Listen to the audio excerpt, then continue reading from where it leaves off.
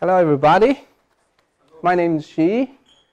So I was told that we were going to have 30 people coming here today. So I guess we are more than usual today. So maybe it's because of the topic, or maybe it was because of the food. I don't know. So yeah. So before we start, I want to quickly ask some questions. How many of us here are Salesforce developers? Could you please hands up?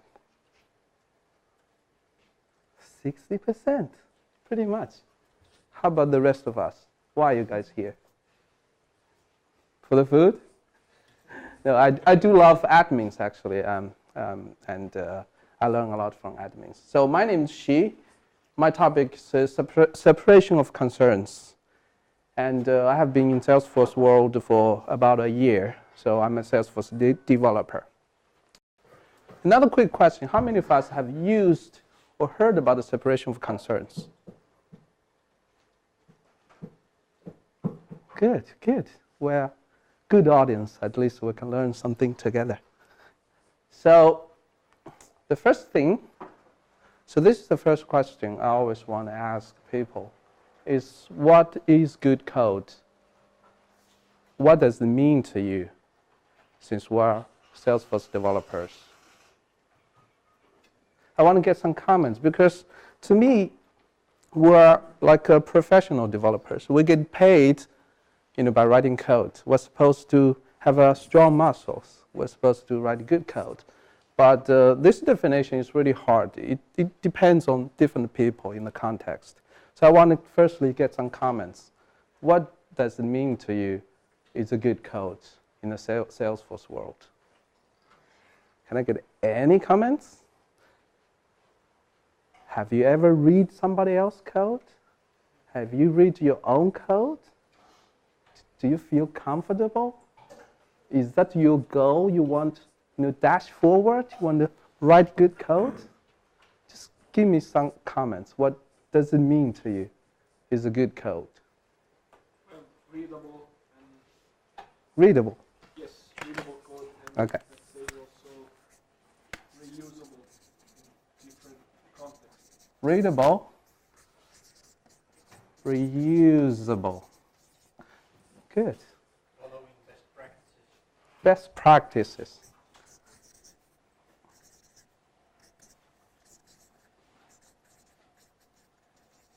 Okay. The one which is not doing any not needed stuff.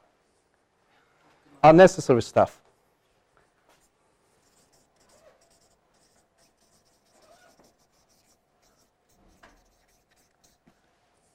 Secure.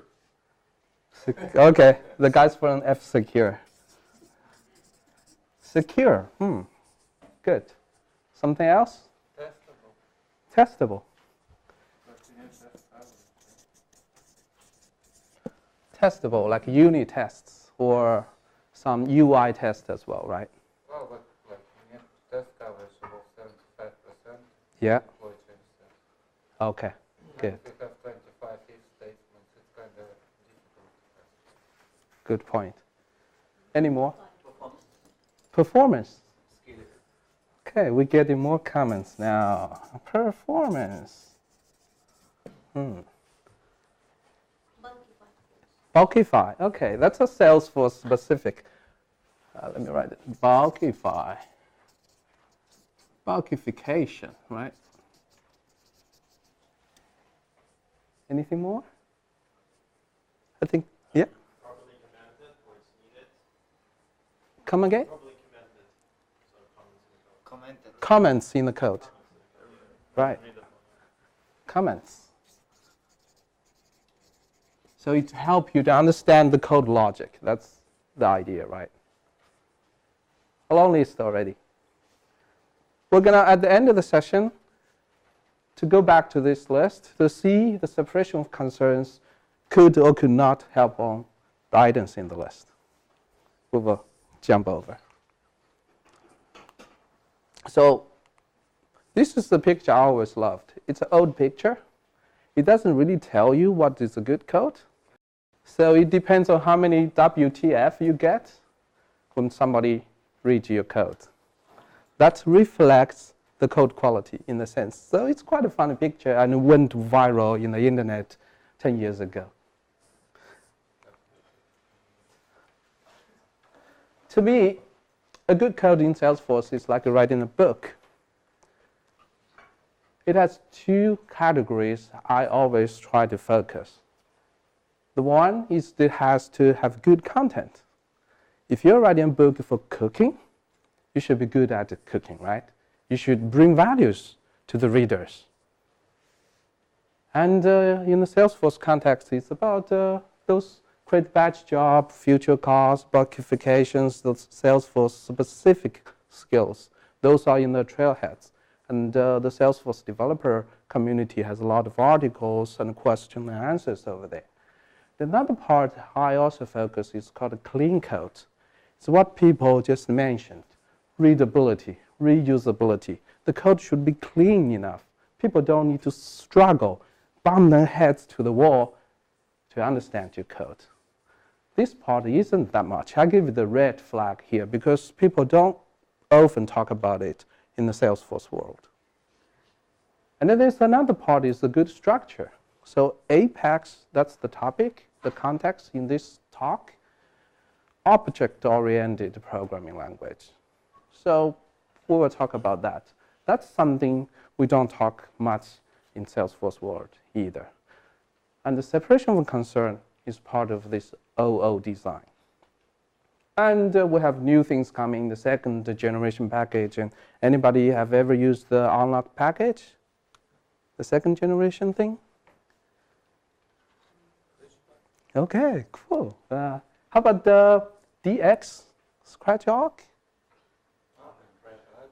Yeah, so those are the new things adding to the Salesforce world, and it's about the good structure, how to do the continuous integration, how to organize your code so it's a source-driven instead of the org-driven.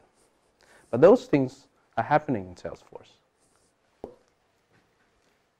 This is a book published in 80s, last century. It's many years ago.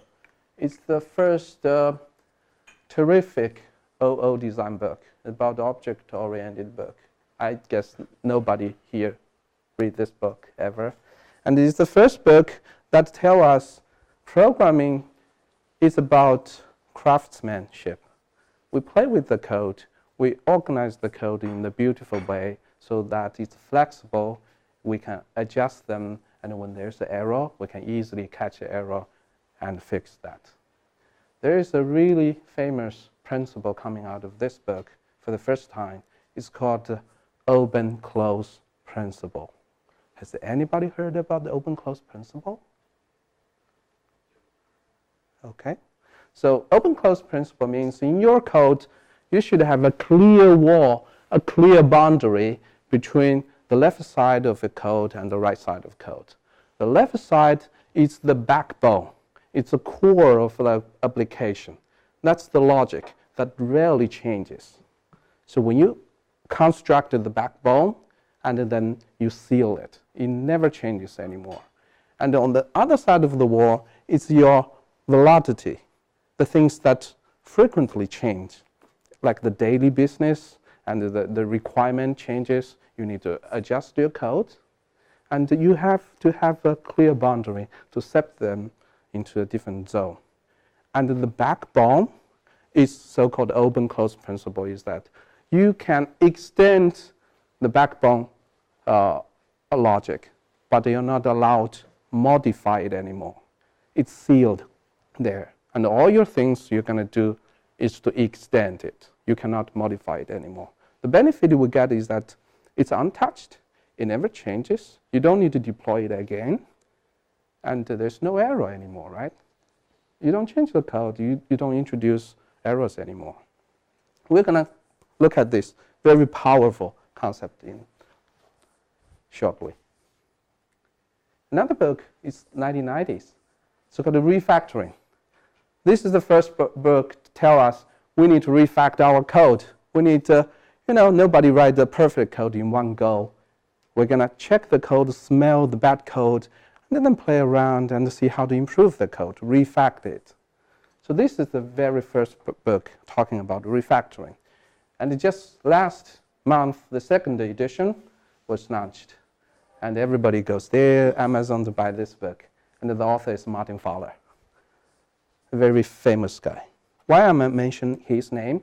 Because finally we started SOC, because he's the one who also proposed this SOC, separation of concern. I'm going to call it the SOC in the following slides.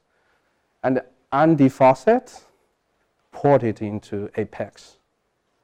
Anybody heard about Andy Fawcett? Of course. Okay.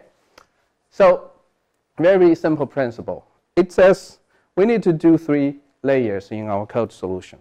We have a service layer, we have a domain layer, and we have a select layer. That's all about this principle. Very simple, but very powerful.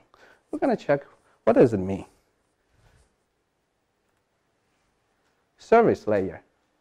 In the Apex context, there are all sorts of things surrounding the blue boxes can interact with our code.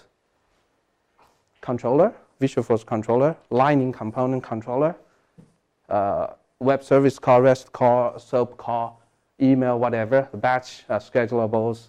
So all these things could interact with your code. And you are supposed to have a service layer standing there in front of your code, allow them to talk to you. That's the API of your code. It's the gatekeeper. It does not allow somebody else to talk to your code unless it goes through this service layer. This is arguably the most important layer in the code.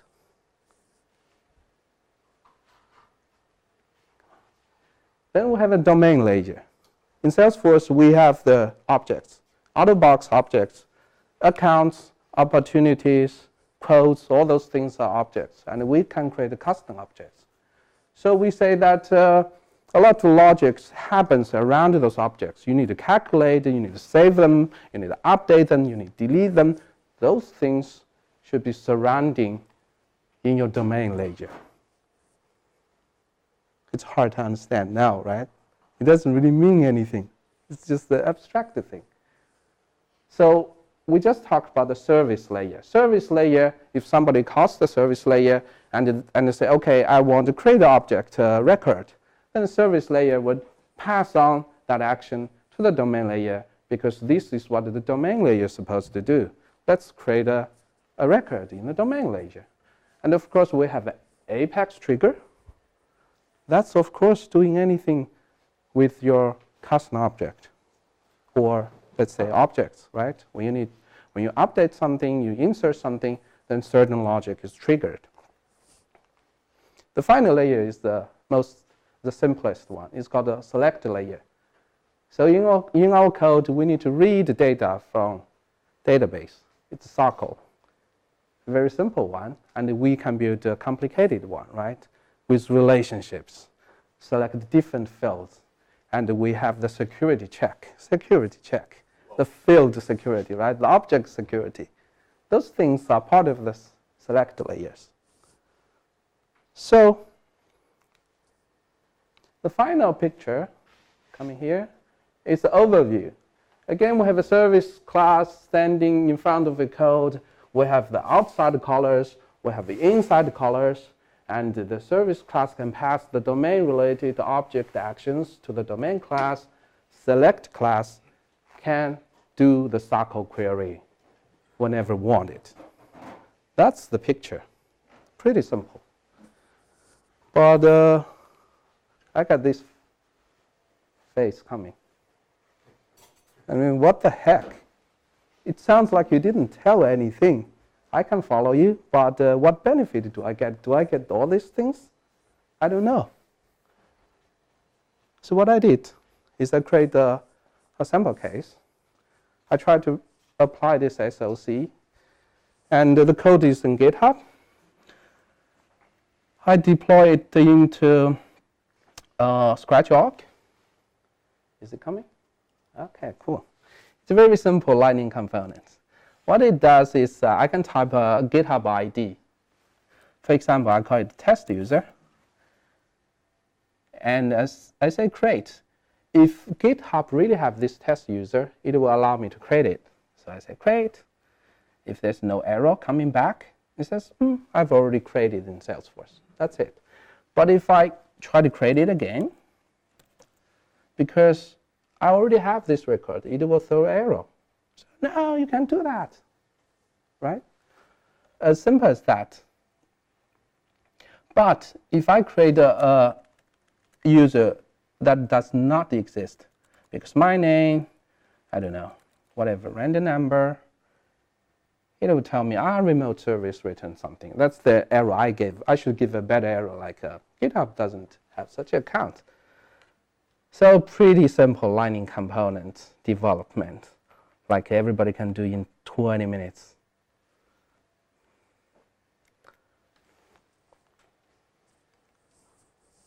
So code logic goes like this.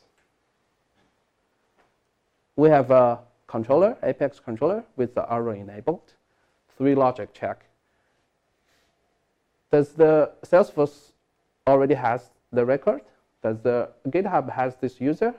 If it passes, let's create it. Very simple, right? We can create it in this controller, maybe 30 lines of code in 20 minutes. I guess people can do that. So I tried with this very simple one. Let's look at it in the SOC world. What does it really mean? On the left, we still have this Apex controller. A name the same, class name the same, methods the same. But I created a service layer, domain layer, and the select layer. Starting with the service layer, let's take a look. The service layer has the class and the method. This is the API of your code. Remember that. And we have a controller calling it. But if it's an API, it should be color agnostic. It should be neutral. What if it's a batch calling you? What if it's a schedulable calling you? What if it's a REST API calling you?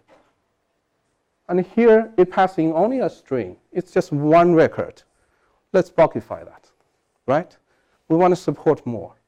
We bulkify it. We use the set so that it removes the duplicates. Looks great. And I don't know if the red color is highlighted for you guys. I don't know if you can see, but this is the attention we should pay.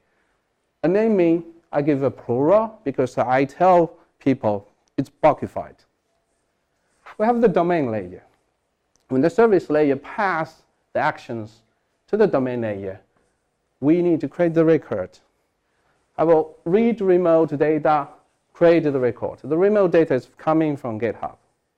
I create such a, and again, it's bulkified. If I do not bulkify in domain layer, it doesn't make sense in the service layer, right? If your domain doesn't support bulkify, no matter how you bulkify here, it doesn't work.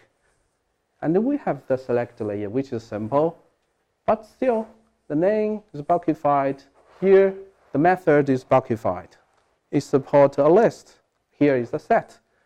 So we do not usually try to just embrace one record. We embrace a list of records. Looks good, right? I created 4 classes instead of just one method. But I'm still not happy here. This method, it does more than one thing. It calls remote, parse the JSON, create the data. 3 steps. I hate that. And it doesn't align with the domain layer definition. Domain layer is supposed to only do the things related to your object. Create, update, delete. Read goes to selector. So what I did, let's look at the bold boxes. Only the bold boxes changes. I moved the calling remote GitHub to the service layer. I say, let's move it to the service layer. And when the data comes back, the JSON, I say, let's create a class, only pass the JSON. This guy in the domain layer, do your job only. Nothing more, just like this. But now, this is the question I ask myself. Instead of one method, I created 6 classes. I always get the comments, you're over-engineering your task. Right? It is. I mean, if your customer asks you to do in 20 minutes, you spend a day and you still play around with the boxes, you get fired. But we will go back to here. Does it really make sense or not? One of the benefits I see and have proven to me, I have this single responsibility principle aligned with my code. All those classes does one thing. All the methods does one thing. And if I want, I can create custom exceptions on those classes. Whenever an error want to throw up, I say, use that custom exceptions. I know exactly where went wrong. Was it calling the remote service failed, or was it the JSON parser part failed? Or was it the DML, the final step in the domain failed? So I don't need to use the system.debug, put the method name there, and what is the error message. I don't need to do that.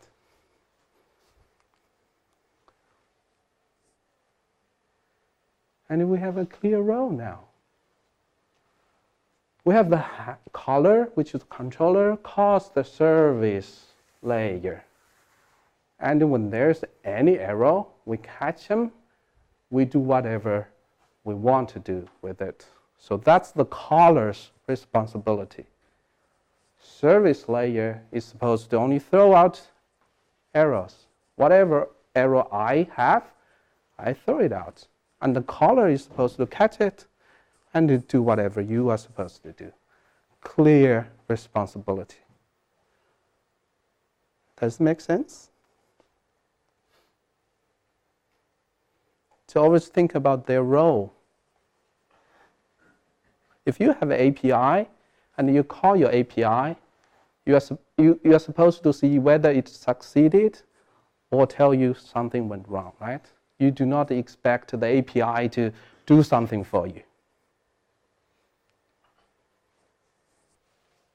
That's the caller's thing.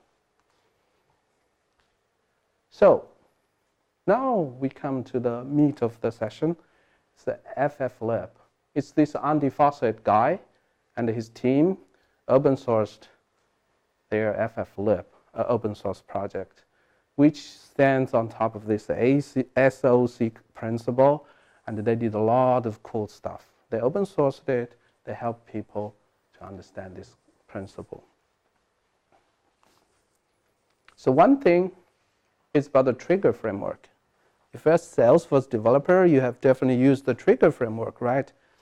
There are at least 10 trigger framework in the internet, and they are good ones. There are crappy ones as well, like the ones without the trigger handler, and then you have to put your code logic in the trigger. The best practice is put one line of a code in the trigger. That's all. Do not add what, if, else. Those things, move them out.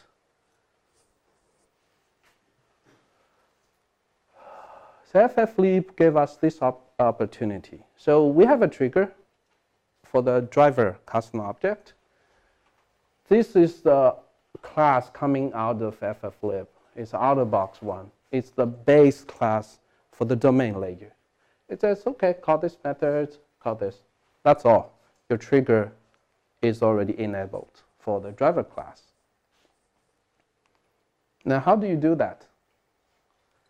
You use whatever your domain class extends the base class, and they say, okay, I want to do a validation step. I would know that the after insert and after update will call this onValidate method. This logic is embraced in the base class. You read the base class, the logic, how the trigger logic was there, the skeleton was set over there. Then you come here, only touch the things you need to touch. How does it really work? I mean, this is the base class, the domain layer base class. It's a long list of these dies. The ones with a V, that's a virtual class. It has no contents. It's a virtual. It's up to us to implement. So the code logic skeleton is set in the base class, and whenever you need to do something, for example, I need to do after insert action. So I only touch the after insert action part. In my domain layer code, I override this virtual method, and that's it. This is the open-close principle. The base class is closed for modification.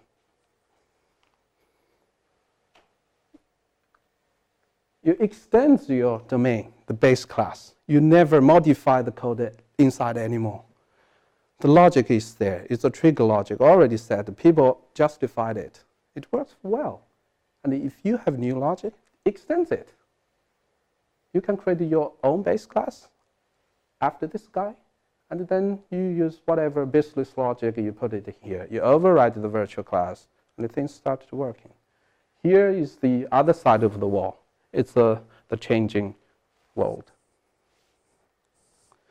And if you can clearly separate the boundary, the base class is easier to outsource, to open source, because it does not touch your daily business.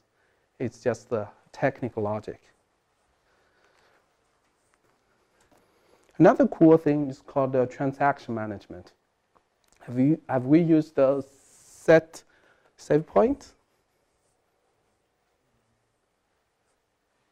No? So what it does, it's a simple principle, nothing fancy. If I need to do multiple DML action, and if any of them fails, I want to roll back to the step 0. But the thing is that DML1, for example, has already inserted into the database. And then in step 2, you get an error. How to roll back is to use this save point. It's like set point here. If anything fails, I roll back. That's a good feature from Salesforce in the Apex. But it's not ideal. So FFLE proposed a thing called the unit of work. What it does is in your service layer, you create an instance of unit of work. We don't need to exactly know what unit of work is, but we just know we create an instance and we pass it along into the domain layer where the DML is supposed to take action there. And I always treat it as a bucket. I create an empty bucket, and I pass it along into these guys. And when I have a DML action, I do not immediately act on that. I take them into the bucket. So I have this guy going around, collect all the DML actions, and finally, when they're coming back to the service layer, let's commit the work. That's the step we insert in the database. Why do we do that? Firstly, the logic is easier to understand. There is no save point, try catch, those things. Secondly, you collect all the things and do a final action in one bulk. It speeds up. You don't do multiple DML actions anymore. And the third, it helps you with those dangerous code that does not get bulkified. If I insert 1, 2, 3, 4, or hundreds of them, they are cached into the bucket, and the bucket smartly say, okay, this is the same thing, let's bulkify it for you. Okay? We save our ass sometimes. Unit of work. And the unit test. This is the unit test I created for this sample code. It looks okay. From the controller, I handle these 3 scenarios. And the naming, I guess, is easy to understand, right? First is success, then it fails in another scenario. And it's 100% code coverage. It works fine. But it's not a unit test. Because it tests a lot of things already. From the controller, it tests the service layer, it goes to the domain layer, it goes to the select layer, and then it come back and verify on the controller again. So it's a system test, right? What unit test really does is something like this. If I want to test the controller, I mark the following service layer. If I want to test the service, I mark all the other stuff. I can domain, I mark other stuff. So I guess we have used the HTTP call out mark, right? When we write the unit test for the HTTP call out, we do not really call out. We write a fake data, say, oh, server returns. It's the same thing, but it helps us to mark all these things in an easy way so that you can easily test all the layers without the interference with other layers. It's faster. It doesn't involve the DML actions. And it looks neat.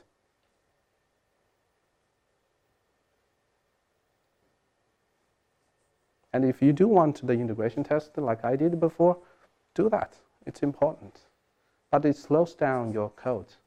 When you run the unit test, you're supposed to split the ones that does the DML and the ones that do not do the DML. And you run only the unit tests that without the DML and the test the smallest testable function code for you. Fast. We always need the fast feedback. We don't want to wait for an hour and to see, okay, my code fails, right? That sucks. Really powerful thing, the mocking. And there are some other things we don't cover here. A very thick book, a Bible book in Salesforce area from Andy Fawcett. I recommend guys you take a look if you're interested in the OO design and put your code in an understandable manner. Like the security things here. And we have the interface, dynamic USACO constructor. We just don't have time to cover them anymore. So, come back to the question. Does it really help us to write the good code? Buckification. So we know the layer responsibility. We know where to buckify our code. To start from the service layer. If you have a service layer class, always buckify it. It's your API. Do that.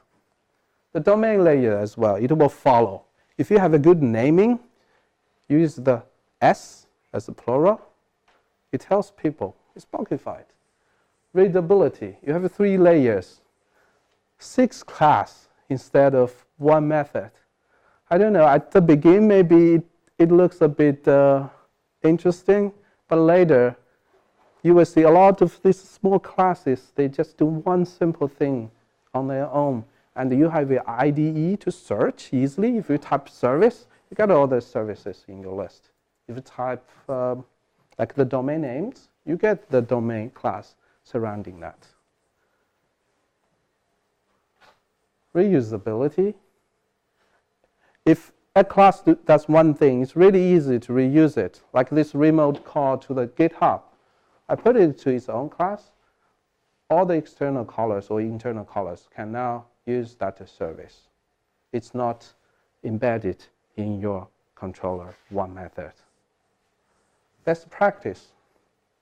Hard to say, but there are a lot of best practices already there embedded. They're definitely following like a buckification, namings, those things, a single responsibility, unnecessary stuff. Yeah, it removed a lot of boilerary code. Right? For example, this save point, we don't need it anymore. It just make our code harder to understand those things. Secure. We have things we didn't touch. Is the select layer. There's really good things to handle the field security and the object security check for you. Testable. We have the marking. Definitely testable. What is this? Performance. At least the DML part, right? The unit of code. We have the bucket, collect everything. And then we commit. Comments, actually, it's a hate and love relationship. I don't like to put comments in my code because it sucks to me. What my colleagues know, I don't just do that unless really necessary. It's like outside of the code logic. Like it's a business requirement or there's a bug there, I have to use this method, I will do that. Otherwise, I use the method name to tell exactly what I'm doing. And I split into multiple small classes. Each class name tell what it does. I don't need to add comments usually. Do I have something else? Don't look at this whole messy thing. So if you want to start using SOC, what do you do, and how does it help us? If it's a really small project, there's no batch mode, there's no API, no mobile, and it's really simple, you don't use it, right? Like one day of customer work, you don't do that. And if it's a small to medium thing, there's things coming on the roadmap, think about it. At least think about it from the SOC point of view. You don't need to use the FFlip if you don't want to. And the large one, the multiple unmanaged packages and CI there, multiple teams, try to have a coding standard from the high level picture point of view. It helps everybody definitely benefit. And what if we have existing code? We can do several things. We don't go through the details here anymore. But we can change our code, refactoring them. Finally, 30 seconds, I want to do three ads. One is our company. Come in. So Beat is our company. We're doing Salesforce consulting. We do only one thing, Salesforce consulting. And we are also located in this big building here, so part of the ecosystem. And I'm running a podcast, an audio thing. Every month I interview a guy in the Salesforce world, talk about the Salesforce developer-related topic, talk with them, and get the knowledge from their brain. If you love audio thing, you want to go to the gym or the commute, you may want to listen to it. It's salesforceway.com. And there's a clean code meetup. We are the guys who love writing clean code. We're passionate about it. If you want to join us, meetup.com, search clean code. You will find a home for you. That's it. Q&A. I've got one question. Yeah. So as we all are in a business world, so when doing consultancy, it's always pretty tricky when there's a customer coming to you and you say, okay, yeah, we are going to do this and that, and we're also going to implement those, like let's say a selector layer for you. So it'll take us 4 days to implement it. And the customer might ask, okay, what is the business value? Business value 0? Okay, then let's don't do it. How do you handle the situation? That's always the thing, right? Customer asks us, what's the value? Yes. And the value is always the long-term thing. You need to educate people. You need to tell them what's the value. And we have seen big project failing, right? And suffers. So that's not the question. I'm trying to answer that. I'm trying to convince my boss to use this. I still don't find the best angle because they don't know exactly those technical things. I think it's good, but they don't understand. Right? That's a problem. I want to learn that skill. I'm learning from one of our sales guy how to convince my boss. I'm learning that at the moment. I know it has benefit. And as a professional developer, we should, as I said, improve our muscles. We should train this by ourselves, reduce the time to do the design, right? If it's in your blood, it doesn't take that much time, like I write this sample code. It could be done in 2 hours. And it saves a lot of hassles for the long-term futures. And if you have a team surrounding you, are all using the same good principle, you're the best team. That's a question I cannot answer. Maybe somebody else has comments. I mean, the main point here is about money. So, as you said, it is kind of, imagine you are a sales guy.